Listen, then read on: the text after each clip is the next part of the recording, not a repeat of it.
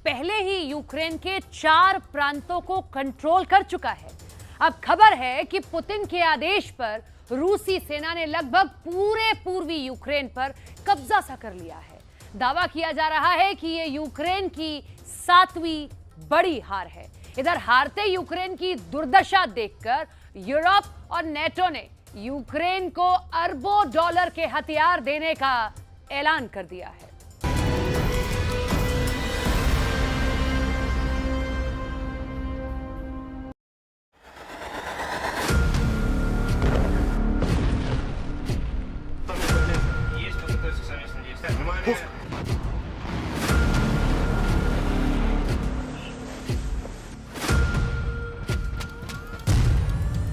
सातवीं हार से बौखलाए ज़ेलेंस्की। अब पुतिन ने जीते 7 शहर।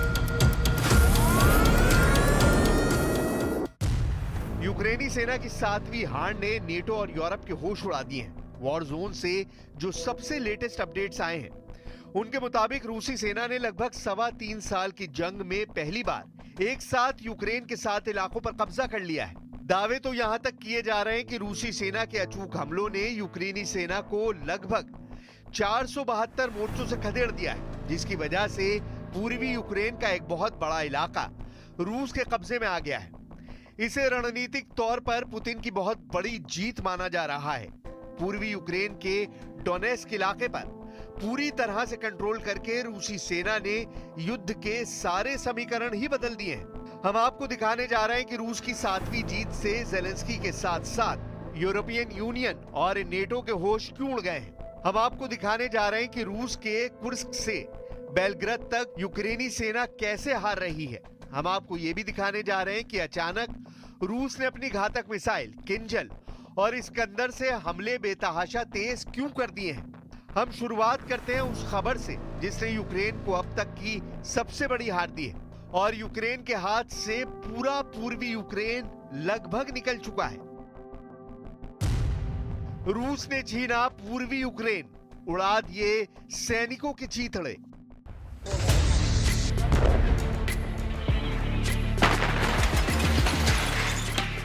ग्यारह मार्च 2025 को राष्ट्रपति पुतिन जिस वक्त पश्चिमी रूस के कुर्स्क इलाके का दौरा कर रहे थे, उस वक्त किसी को अंदाजा नहीं था कि पुतिन ने यूक्रेन के किन किन इलाकों पर हमला तेज करने के आदेश दिए हैं। लेकिन लगभग 30 दिन बाद अब पता चला है कि पुतिन के आदेश पर पूर्वी यूक्रेन के डोनेस्क इलाके पर खास तौर से रूसी सेना ने बेहद घातक हमले किए हैं।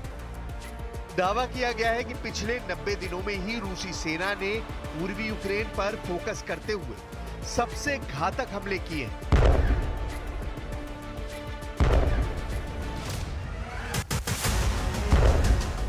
जो रिपोर्ट आ रही है उनकी डिटेल हम आपको बताने जा रहे हैं,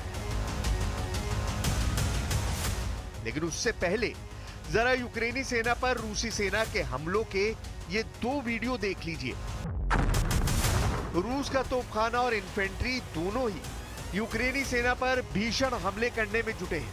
तस्वीरों में साफ देखा जा सकता है कि रूसी सेना बेहद करीब से यूक्रेनी सैनिकों के साथ जंग करने में जुटी है। इन दोनों वीडियो में से एक पूर्वी यूक्रेन पर रूसी हमले का है, जबकि दूसरी तस्वीर में रूस के कुर्स्क इलाके की है, जहां से यूक्रेनी सेना को रूसी सेना खदेड़ रही है।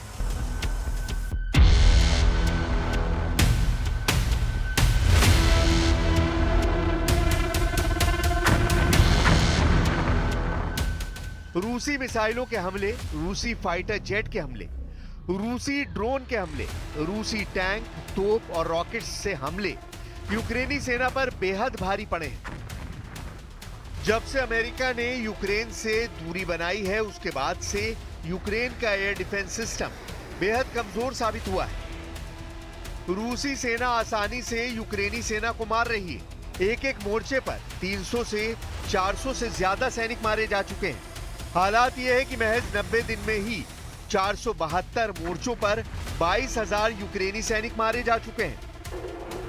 पिछले 4 दिनों में जो तस्वीरें आ रही हैं वो बेहद भयानक है। रूसी हमलों से यूक्रेन का खार्किव इलाका आग का गोला बन चुका है। अब आप ये जान लीजिए कि पूर्वी यूक्रेन के डोनेस्क में वो कौन से 7 इलाके हैं जहां यूक्रेनी सेना की बुरी तरह से हार हुई है।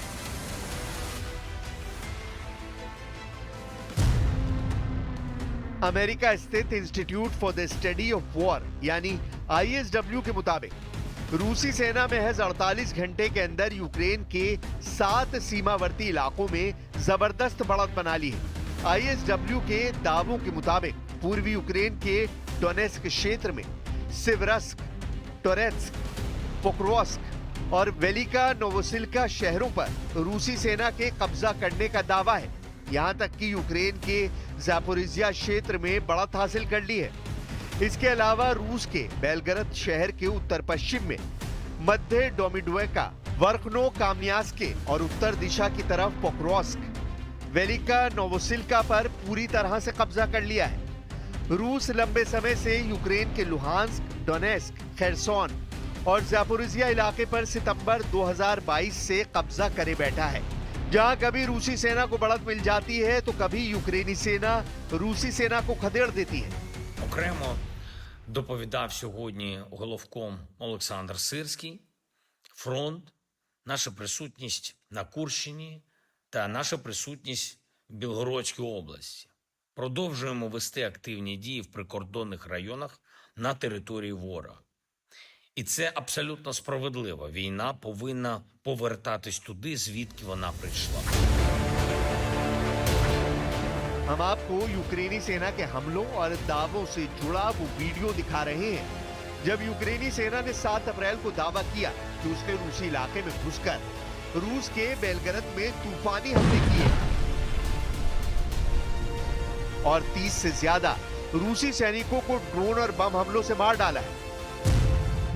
यूक्रेनी सेना के दावों के मुताबिक उसकी 47वीं मैकेनाइज्ड ब्रिगेड ने 7 अप्रैल को एक ऐसा ड्रोन फुटेज जारी किया जो रूस के बेलगरद इलाके का है।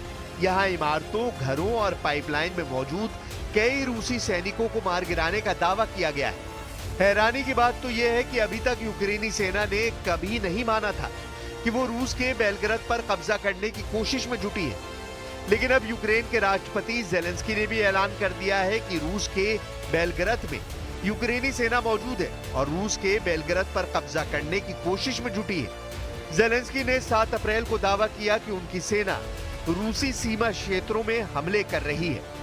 वॉर एक्सपर्ट्स का साफ कहना है कि क्योंकि यूक्रेनी सेना के हाथ से पश्चिमी रूस का कुर्स्क इलाका निकल चुका है, इसलिए अब यूक्रेन रूस के बेलगरद पर हमले तेज कर रहा है। यूक्रेन चाहता है कि रूसी सेना उसके सूमे और खार्किव इलाकों पर कहीं कब्जा न कर ले। इसको बचाने के लिए यूक्रेन की 225वीं असॉल्ट रेजिमेंट पूरी कोशिश कर रही है, लेकिन वो रूस के हमलों के सामने टिक नहीं पा रही है। पुतिन की रूसी सेना ने इतनी तेजी से हमले किए हैं कि यूक्रेनी सेना रूस के कुर्स्क इलाके से भाग चुकी है, जबकि रूस के बेलगरद से भी भागने लगी है।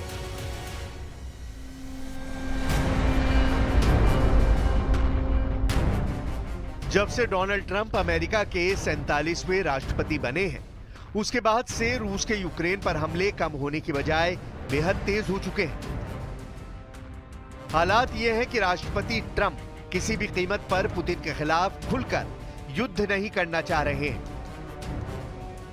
जैसा कि अमेरिका के पूर्व राष्ट्रपति जो बाइडेन कर रहे थे। इधर पुतिन ट्रंप की सोच का फायदा उठाते हुए यूक्रेन के ज्यादा से ज्यादा इलाकों पर कब्जा करने में जुटे हैं। यही वजह है कि पूर्वी, दक्षिणी और उत्तरी यूक्रेन पर रूस के हमले बेहद तेज हो गए। रूसी वायुसेना के सुखोई 35, सुखोई 27, सुखोई 34 और मिग 29 ने यूक्रेन के एयर डिफेंस को तेजी से तबाह करना शुरू कर दिया है। यूक्रेनी सेना के एयर डिफेंस पर ज्यादा से ज्यादा हमले करने के पीछे रूसी सेना का सिर्फ एक मकसद है, यूक्रेनी सेना को अंधा कर देना, ताकि रूसी मिसाइलों और ड्रोन हमलों से यूक्रेन को जबरदस्त हार दी जा सके। पुतिन के इस प्लान का असर भी यूक्रेन की जमीन पर साफ दिखने लगा है। जेलेंस्की ने खुद दावा किया है कि पिछले एक हफ्ते से ऐसी कोई रात नहीं गुजर रही जब चिंगाड़ते और दहाड़ते रूसी ड्रोन और मिसाइलें यूक्रेनी शहरों को तबाह न कर रही हैं। यहां तक कि राजधानी कीव में तैनात अमेरिका और यूरोप के एयर डिफेंस सिस्टम को रूसी सेना बुरी तरह से तबाह कर दिया है। जबकि जमीन पर यूक्रेन को मिले जर्मन लेपर्ड टैंक, ब्रिटेन के चैलेंजर 2 और चैलेंजर 3 टैंक और अमेरिका से मिले अब्राहम टैंक भी रूसी सेना के तूफानी हमलों को रोक नहीं पा रहे हैं। हम आपको मार्च महीने के आंकड़े दिखाते हैं, जिससे साबित होता है कि यूक्रेनी सेना के पास बहुत जल्द जंग लड़ने के लिए हथियार नहीं बचेंगे। रूस यूक्रेन जंग को 37 महीने हो गए हैं। चौथे साल में चल रही जंग में अब युद्ध ऐसे मौके पर पहुंच चुका है जहां यूक्रेनी सेना बुरी तरह से तबाह हो रही है। रूस की सरकारी समाचार एजेंसी ने रूसी सैन्य विशेषज्ञ आंद्राई मारोचको के हवाले से दावा किया है कि मार्च 2025 में ही रूसी सेना ने यूक्रेनी सेना को बुरी तरह से भून डाला है। रूसी सैन्य विशेषज्ञ आंद्रेई मारोचको का दावा है कि रूसी सेना ने लुहांस्क बॉर्डर पर ही भयंकर जंग के दौरान मार्च महीने में यूक्रेन के 22,000 सैनिकों को मार डाला है, जिसमें भाड़े के लड़ाके भी शामिल हैं, जो यूक्रेन की तरफ से रूस के खिलाफ जंग करने में जुटे थे।